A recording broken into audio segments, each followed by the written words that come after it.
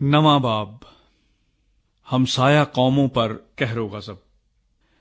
بنی آدم اور خصوصاً کل قبائل اسرائیل کی آنکھیں خداوند پر لگی ہیں۔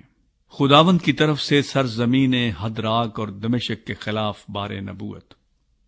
اور حمات کے خلاف جو ان سے متصل ہے، اور سور و سیدا کے خلاف جو اپنی نظر میں بہت دانش مند ہیں۔ سور نے اپنے لیے مضبوط قلعہ بنایا اور مٹی کی طرح چاندی کے تودے لگائے اور گلیوں کی کیچ کی طرح سونے کے ڈھیر۔ دیکھو، خداوند اسے خارج کر دے گا اور اس کے فخر کو سمندر میں ڈال دے گا اور آگ اس کو کھا جائے گی۔ اسکلون دیکھ کر ڈر جائے گا، غزہ بھی سخت درد میں مبتلا ہوگا، اکرون بھی، کیونکہ اس کی آس ٹوٹ گئی، اور غزہ سے بادشاہی جاتی رہے گی، اور اسکلون بے چراغ ہو جائے گا، اور ایک اجنبی زادہ اشدود میں تخت نشین ہوگا، اور میں فلسطینیوں کا فخر مٹاؤں گا، اور میں اس کے خون کو اس کے منہ سے اور اس کی مکروہات اس کے دانتوں سے نکال ڈالوں گا، اور وہ بھی ہمارے خدا کے لیے بقیہ ہوگا،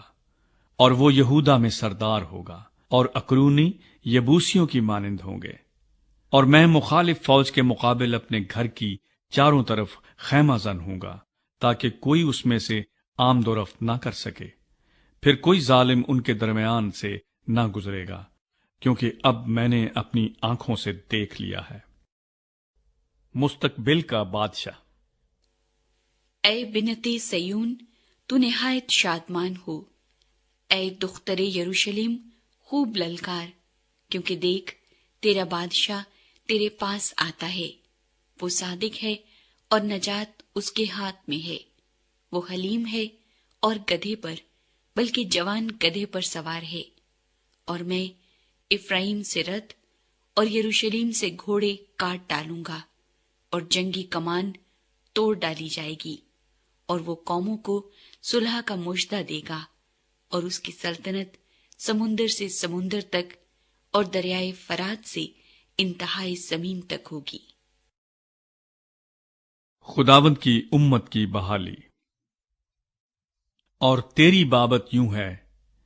کہ تیرے عہد کے خون کے سبب سے میں تیرے اسیروں کو اندھے کنویں سے نکال لایا۔ میں آج بتاتا ہوں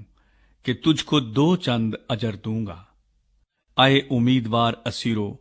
قلعے میں واپس آؤ، کیونکہ میں نے یہودا کو کمان کی طرح جھکایا اور افرائیم کو تیر کی طرح لگایا، اور اے سیون، میں تیرے فرزندوں کو یونان کے فرزندوں کے خلاف برانگیختہ کروں گا، اور تجھے پہلوان کی تلوار کی مانند بناؤں گا، اور خداوند ان کے اوپر دکھائی دے گا، اور اس کے تیر بجلی کی طرح نکلیں گے۔ ہاں، خداوند خدا نرسنگا پھونکے گا اور جنوبی بگولوں کے ساتھ خروج کرے گا، اور رب الافواج ان کی حمایت کرے گا، اور وہ دشمنوں کو نگلیں گے اور فلاخن کے پتھروں کو پائے مال کریں گے، اور پی کر متوالوں کی مانند شور مچائیں گے،